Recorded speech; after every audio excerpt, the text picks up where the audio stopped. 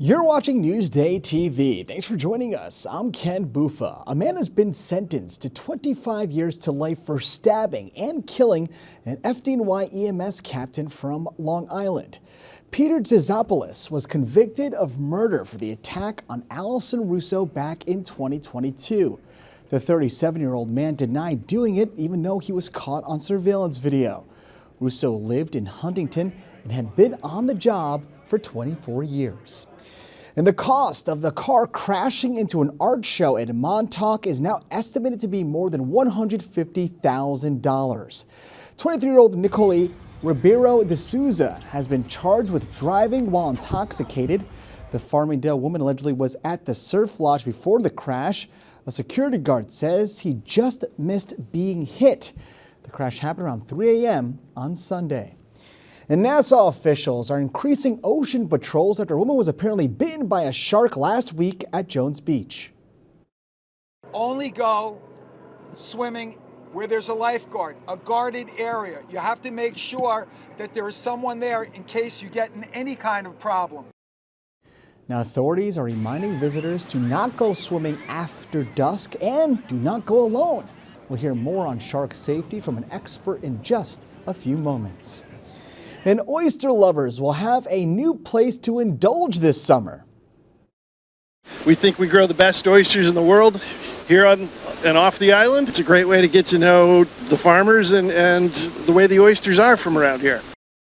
Now, the Long Island Oyster Jamboree will feature 10 local growers from the Great South Bay and the East End. The festival will be held on August 16th at Smith Point County Park. And Splish Splash opened its doors earlier than usual this morning to welcome the Autism Society of America. I appreciate the inclusivity. It's really hard to take my son to amusement parks. It's hard to take him to the supermarket. So having the nice hour and a half where he could roam free and no one's really judging him. Now, the park donated 700 tickets to the Nassau Suffolk Autism Society of America for the annual event. The goal was to provide a stress-free environment for families. All right, let's take a quick look at tomorrow's weather, shall we? And we have, well, a bit of a toss-up because it is going to be cloudy, and then we have the rain moving in later in the evening. We'll have that 7-day forecast for you later so you can see how long this rain will last. Officials at Long Island beaches are stepping up patrols after a shark bite last week. Virginia Huey has more. Sharks are everywhere. So whenever you go swimming in the beach, in the ocean, there are going to be sharks. Beachgoers are on alert after a 20-year-old woman is believed to have been bitten by a shark last week at Jones Beach. Now, Nassau County and state park officials are ramping up shark patrols ahead of the 4th of July holiday. We're putting up more drones than we have before, and we are keeping our helicopters in the air longer and our boats on the water longer. We want to make sure that everybody's safe. State parks officials say drones will be deployed every morning before lifeguards go on duty, then 2 to 3 times in the morning and 2 to 3 times in the afternoon. The drone flights are conducted every day all across different areas of the beach with overlapping coverage to make sure that we have a good idea of what we're seeing in the water. Lifeguards will also be a big part of it. We have lifeguards with drones, we have staff with drones, and we are watching over the waters. State parks officials say the woman was most likely bitten on her left foot and left leg by a juvenile sand tiger shark. Experts say it's not surprising to see those sharks in Long Island waters. It's not too far from Jones Beach is the Great South Bay, and that happens to be a pupping ground for these sand tiger sharks. There's a lot of them around this time of year. Experts say there are steps you can take to help protect yourself against an encounter with a shark. We don't want to wear any bathing suits that are super flashy, maybe shiny. That can attract the attention of a shark. We don't want to go swimming at dawn and dusk. We don't want to go swimming if we see a giant bait ball like a bunker. Just stay away from a shark's prey. Valerie Phillips says she'll play it safe. I don't venture out. The shark would have to literally learn to walk on sand to find me. For Newsday TV, I'm Virginia Huey.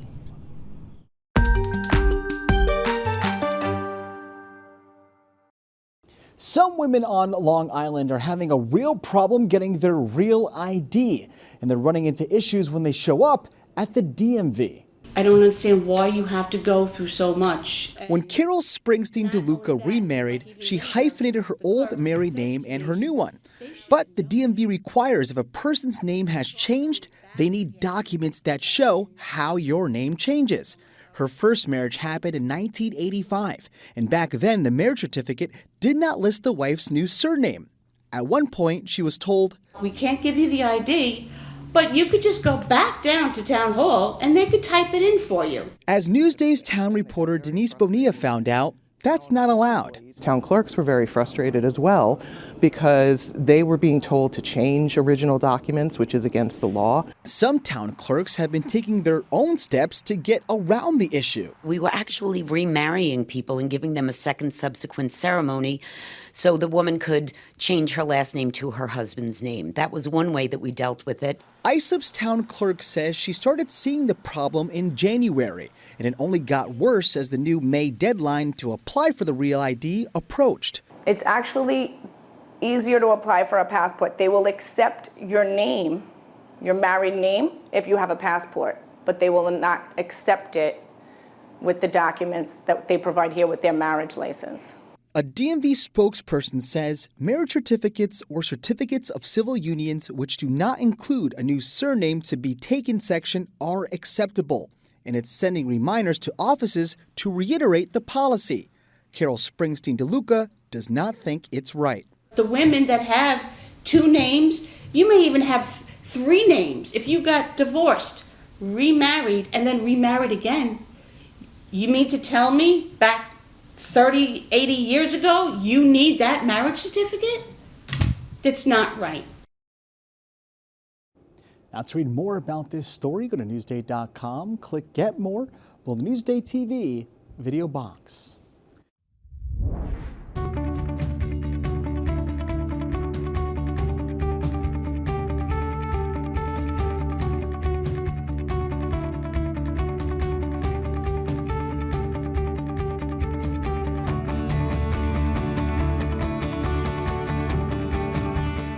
It was a busy weekend for the New York Islanders, from the NHL draft to hitting the ice. The Newsday's Andrew Gross was at day one of summer development camp. The Islanders have opened their summer development camp here at Northwell Health Ice Center in East Meadow, and it's what the organization is hoping and promoting as the dawn of a new era. At the center of that is #1 overall pick Matthew Schaefer, the defenseman from Erie, Ontario. He made his on-ice debut for the Islanders today. Beforehand, he was out signing autographs with the fans, and that's another new thing for this team, that the summer development camp, it's in the summer. This was a camp that under former General Manager Lou Lamoriello used to be run in September. Now it's being run under new GM Matthew Darsh here the first week of July. The other new thing is that fans are in the stands. That was something under Lamoriello. These were closed practices. You'll get to see all of these players in an intra-squad scrimmage on Wednesday. The blue-white game also at Northwell Health Ice Center, which is open to the public. For Newsday TV, I'm Andrew Gross.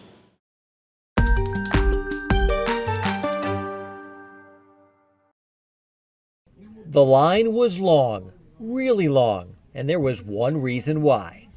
I'm just here for Brees Hall. Why are you here? To see Brees Hall. Henry, are you a Jet fan? Heck yeah. Welcome to the Brees Hall Youth Football Camp. New York Jets running back, Brees Hall! More than 200 campers visited Bellport High School Sunday, not just to learn some football skills, but to learn from one of the Jets' best players, star running back Brees Hall. I'm doing this for you, giving back to you, and it warms my heart to know that we're going to have a lot of fun today. What are you hoping to learn here today from Brees Hall?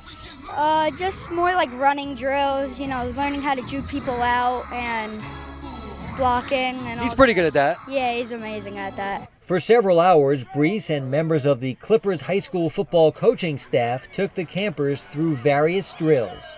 anytime you get a high profile celebrity like that, especially a local guy with a New York team, just bring awareness to the sport and how it's a great team building thing, and how a kid from anywhere can really kind of pop in and be successful. And now that flag football is an official high school sport on Long Island, the boys weren't the only ones at this camp trying to sharpen their skills.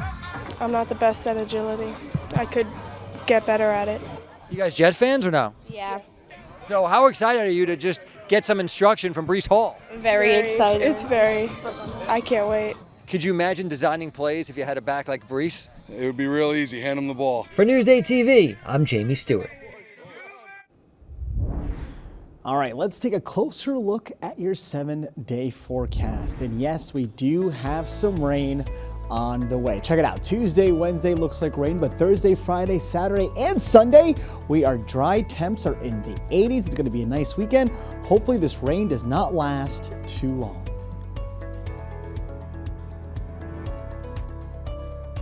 Long Island weather is brought to you by Fire Island Ferries. You're watching Newsday TV. For more on all the stories you've seen here today, head over to newsday.com. I'm Ken Buffa. Thank you so much for joining us.